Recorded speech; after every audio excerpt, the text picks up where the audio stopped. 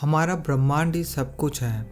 सबसे छोटे कणों से लेकर विशाल आकाशगंगाओं तक, समय के बहाव से लेकर जीवन की उत्पत्ति तक, सब इस अनंत ब्रह्मांड का हिस्सा हैं। लेकिन सवाल ये है कि आखिर खुद इस ब्रह्मांड की शुरुआत कैसे हुई।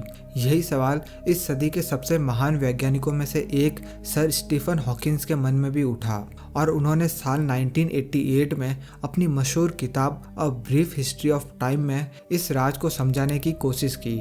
उनके अनुसार ब्रह्मांड की शुरुआत एक सिंगुलैरिटी से हुई थी, एक ऐसा पॉइंट जहां ना तो समय था और ना ही अंतरिक्ष। उस समय कुछ भी अस्तित्व में नहीं था और उसी सिंगुलैरिटी से लगभग 13.8 अरब साल पहले एक विशाल विस्फोट हुआ जिसे आज हम बिग बैंग कहते हैं। पर एक सवाल मन में हमेशा उठता रहता है कि कुछ नहीं से सब कुछ कैसे आ सकता है। आखिर ऐसा क्या था बिग बैंग से पहले जिसने हमारे आज के ब्रह्मांड को जन्म दिया। तो आज के इस एपिसोड में हम इस इंटरेस्टिंग सवाल का जवाब ढूंढने की कोशिश करेंगे। तो चलिए शुरू करते हैं आज का ये एपिसोड। सबसे पहले जानते हैं कि स्टीफन हॉकिंस का इस पर क्या मानना था। उनके अनुसार बिग बैंग निर्माण का पहला कदम था जिससे न सिर्फ ब्रह्मांड का निर्माण हुआ बल्कि समय का भी। इसका मतलब ये है कि बिग बैंग से पहले ना कोई ब्रह्मांड था, ना ही कोई फिजिक्स के लॉज और ना ही समय। ऐसे में सवाल ही गलत है कि बिग बैंग से पहले क्या था, क्योंकि बिग बैंग से पहले खुद समय का ही अस्तित्व नहीं था, तो इससे पहले की बात करना ही गलत है। इस थ्योरी के अनुसार बिग बैंग से पहले कुछ नहीं था। जो कुछ भी आज मौजूद है उसका निर्माण बिग बैंग से ही हुआ है। पर यह थ्योरी हमें संतुष्ट नहीं करती, क्योंकि थर्मोडायनेमिक्स का दूसरा लॉ कहता है something can't come from nothing, जिसका मतलब ये है कि बिना किसी वस्तु के किसी नई वस्तु का निर्माण नहीं हो सकता। इसका मतलब ये है कि बिग बैंग से पहले कुछ न कुछ तो जरूर मौजूद रहा होगा जिसके कारण बिग बैंग का धमाका हुआ। एक थ्योरी की माने तो ब्रह्मांड हमेशा से अस्तित्व में रहा है। अगर ऐसा है और ये अनंत काल से मौजूद है तो जो भी अब तक हुआ है या होने वाला है वो पहले भी कई बार हो चुका होगा। अगर इस थ्योरी को सच माने तो ब्रह्मांड को अब तक उस स्टेज पर पहुंच जाना चाहिए था जब हमारे सारे फिजिकल प्रोसेस कंप्लीट हो जाते। पर हम जानते हैं कि असल में ऐसा नहीं है। आज भी हमारे ब्रह्मांड में तारों के निर्माण और मृत्यु की प्रक्रिया चल रही है, जिसका मतलब है कि ये थ्योरी सही नहीं हो सकती। हम जानते हैं कि ब्लैक होल का घनत्व काफी ज्यादा होता है। चूंकि बिग बैंग भी एक अत्यधिक घनत्व वाले बिंदु से हुआ था, तो कुछ वैज्ञानिक मानते हैं कि ये बिंदु, जिसे पॉइंट ऑफ सिंगुलैरिटी भी कहते हैं, पहले मौजूद ब्रह्मांड के ब्लैक होल से बना होगा। हमारा ब्रह्मांड भी लगातार फैलता जा रहा है, पर कुछ लोग मानते हैं कि एक समय ऐसा आएगा जब ये इतना फैल जाएगा कि इसमें एक भयंकर विस्फोट होगा जिससे एक नए ब्रह्मांड का निर्माण होगा। शायद ऐसे एक विस्फोट से हमारा ब्रह्मांड भी बना था। ये निर्माण और विनाश की प्रक्रिया हमेशा चलती रहती है। पर इस थ्योरी के साथ एक दिक्कत है। असल में ये थ्योरी इस सवाल का जवाब नहीं देती कि सबसे पहले जो ब्रह्मांड बना होगा आखिर वो कैसे बना होगा। मतलब कि हम फिर से वहीं पहुंच गए जहां से हम चले थे।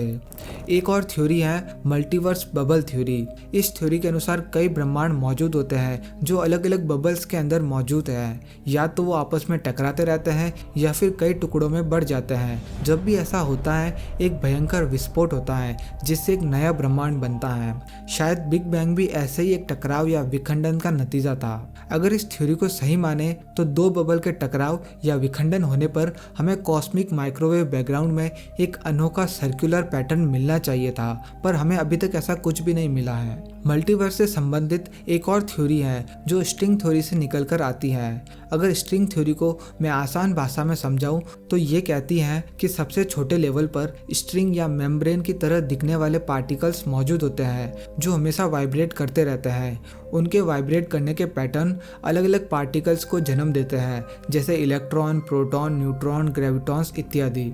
स्ट्रिंग थ्योरी के अनुसार कई डायमेंशंस यानी आयाम मौजूद होते हैं जिनमें ये स्ट्रिंग या मेम्ब्रेन काम करते हैं। इनके अलग अलग व्यवहार से कई ब्रह्मांड बनते हैं जो कि आपस में ग्रेविटी यानी गुरुत्वाकर्षण के जरिए इंटरेक्ट करते हैं। डार्क एनर्जी, जो कि हमारे लिए अभी भी एक अबूझ पहेली है, स्ट्रिंग थ्योरी के अनुसार ये एक ऐसी ऊर्जा है जो दूसरे ब्रह्मांड के गुरुत्वाकर्षण प्रभाव को दर्शाती है।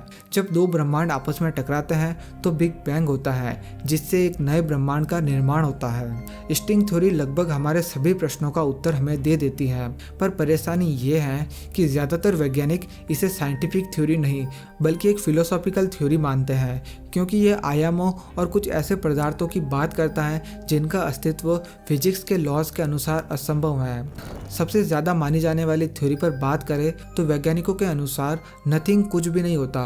अगर हमारे ब्रह्मांड में किसी खाली एम्प्टी स्पेस से सब कुछ निकाल दे, जैसे गैस, डस्ट पार्टिकल और दूसरे invisible particles like dark matter, इसके अलावा यहाँ हर तरह की एनर्जी और फोर्स को भी निकाल दे, तो हम इस स्पेस के रीजन को एब्सोल्यूट नथिंग कह सकते हैं। सिंपल शब्दों में कहूँ तो अब यहाँ पर कुछ भी मौजूद नहीं है। पर क्या सच में ऐसा है? वेल, जवाब है नहीं, क्योंकि स्पेस के एब्सोल्यूट नथिंग में भी हमेशा क्वांटम फ्लक्चुएशंस होती रहती हैं, जो हर समय क्वांटम एनर्जी से new particle and anti particle के पेयर को क्रिएट और डिस्ट्रॉय करती रहती हैं। यानी स्पेस में कुछ नहीं कभी होता ही नहीं, हर जगह हर समय पार्टिकल्स बनते और नष्ट होते रहते हैं, जिसे क्वांटम फ्लक्चुएशंस कहते हैं। अब शायद आप सोच रहे होंगे कि खाली स्पेस में क्वांटम फ्लक्चुएशंस होने का हमारे पास क्या सबूत है। तो मैं आपको बता दूं कि साल 1948 में डच फिजिसिस्ट हेनरिच कैसिमिर ने अपने एक एक्सपेरिमेंट में इसे वेरीफाई किया था। इस एक्सपेरिमेंट में उन्होंने दो मेटल प्लेट्स को प्योर वैक्यूम चैम्बर में एक दूसरे के करीब रख दिया।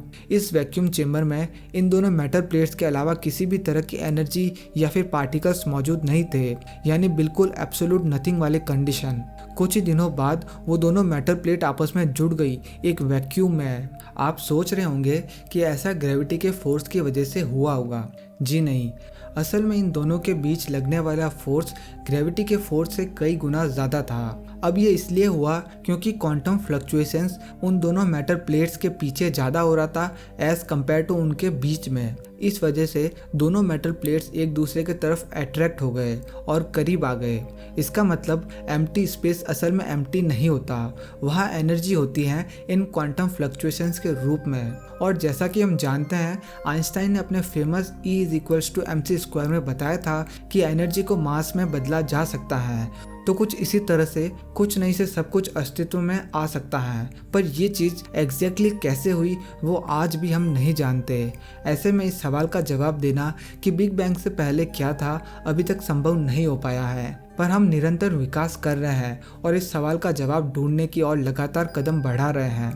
25 दिसंबर 2021 को जेम्स वेब स्पेस टेलीस्कोप को छोड़ा गया, जिसका मकसद नए ग्रहों को ढूंढने के साथ साथ बिग बैंग के बाद सबसे पहले बनने वाले आकाशगंगा को ढूंढकर उसका अध्ययन करना है, जिससे हमें बिग बैंग के संबंधित अनेक गुत्थियों को सुलझाने में मदद मिलेगी।